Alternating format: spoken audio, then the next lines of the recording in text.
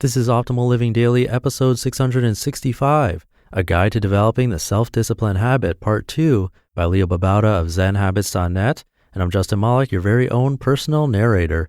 Welcome to the podcast, where blogs are read to you so that you can take a break from staring at a screen, always with permission from the authors, by the way. And today's post is a continuation from yesterday, so if you're new here, I'd recommend checking out that first. That's episode 664. But if you're all caught up, let's get right to part 2 as we optimize your life. A Guide to Developing the Self-Discipline Habit, Part 2, by Babauta of Zen Habits, and&nbsp. Mindfulness with urges. You'll have the urge to quit doing something hard or to put it off for now. Those urges don't serve you well. Instead, develop mindfulness around those urges and see that you don't have to follow them. A good way to do that is to set a time for yourself where you can do nothing but X.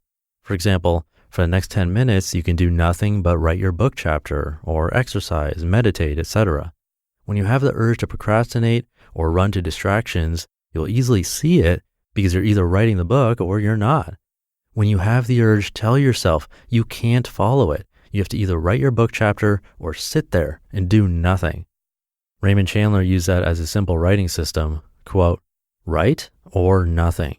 I find it works. 2 very simple rules. A, you don't have to write. B, you can't do anything else, unquote. The reason it works is that you are setting up a time where you do nothing else but that one specified task, and you can see your urges to run away. Use this to learn to be mindful of your urges and see that you don't have to follow them. Interval training. If you combine the previous items into a system of bursts or intervals, you can train yourself using interval training. Number 1, set your intention to practice self-discipline and not hurt yourself anymore. Number 2, set a task to focus on, writing, drawing, strength training, meditating, etc. Number 3, set a timer for 10 minutes. 5 minutes is also fine if 10 is too long. Don't go longer until you get good at 10 minutes, then increase to 12 and eventually 15. I don't find I need to go beyond 15 or 20 minutes, even when I'm kicking butt. Number 4, do nothing but sit there and watch your urges, or push into your discomfort by doing the task. Number 5, when the timer goes off, give yourself a 5-minute break. Number 6, repeat. You can train for several intervals or potentially for an hour or 2. Then take a longer break and do another set of intervals after that. This kind of interval training is fantastic because it's not that hard. You really train yourself in discomfort and watching urges, and you can get a lot done this way. A focus on others. When you find yourself struggling, dig into deeper motivation, doing your work or exercise or meditation, etc., not for yourself, but for others. For example, I'm writing this article to help my kids and anyone else who might benefit. I work out to be healthy not only for myself, but as an example for my kids and others who might benefit. I meditate, not only for my own peace and sanity, but so that I can help others find their own peace and sanity. You might draw or write or play music to inspire others. In each example, you might benefit, but you're also doing it to benefit others. And this benefit to others is much more motivating than doing something just for yourself. Try it. Try doing a difficult task for someone else. Tell them you're going to do it for them beforehand, then keep them in mind as you do it. See if you feel more motivated. Victories and success and failure. A huge mistake that a lot of people make is that they mess up and get discouraged by this. They feel bad about messing up. This causes them to give up and not want to think about developing self-discipline.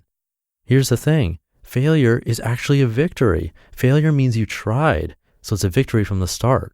But it also means you learned something. You now know that what you tried didn't quite work. Next time you can try something a bit different. Add more accountability, try it at a different time, unplug your wireless router, get a workout partner, anything. Because of your failure, you have new information.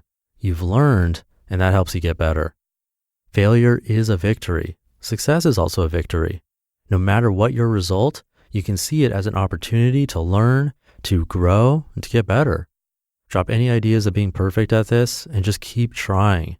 The next time you fail at whatever you're trying, instead of letting it get you discouraged, see it as a victory. Then keep going, no matter what. because giving up is only going to hurt you some more. Getting support. You're not in this alone. You have family, friends, online strangers who can help you.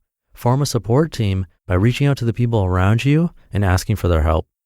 Lots of people skip this because they are embarrassed by their lack of discipline. They feel that the way they behave is shameful. That's not true. Actually, we all act like this, but we're just afraid to show that side to each other. But the truth is, if you show your quote-unquote dark side to people, they actually love you more, trust you more, and relate to you more. So don't be afraid to connect with others in a vulnerable way. Find the courage to ask for help. Then let yourself be supported as you work on pushing yourself into discomfort and hurting yourself less. You can do this. You just listened to part 2 of the post titled A Guide to Developing the Self-Discipline Habit by Babauta of Zen Habits.net. That concludes this post. I'll have a new author for you tomorrow. And really quick before we go, don't forget that I have a Facebook group where you can connect with like-minded people and me. It's perfect for getting support, which is suggested in this article. And you can also hear from a couple of other hosts in our podcast family. To join, search for Optimal Living Daily Podcasts on Facebook and request access to join the group. That's the group, not the Facebook page, which we don't use very often. Or the shortcut link is oldpodcast.com/Facebook. Have a great Friday, and I'll see you over the weekend where your optimal life awaits. Hey, this is Dan from the Optimal Finance Daily podcast, which is a lot like this show, except more focused on personal finance. Justin handpicks the best posts he can find from blogs and authors like Ramit Sethi, Mr. Money Mustache, and more, and I read them to you 5 days a week. So if you enjoy this podcast, come on over and subscribe to Optimal Finance Daily too. And together, we'll optimize your financial life.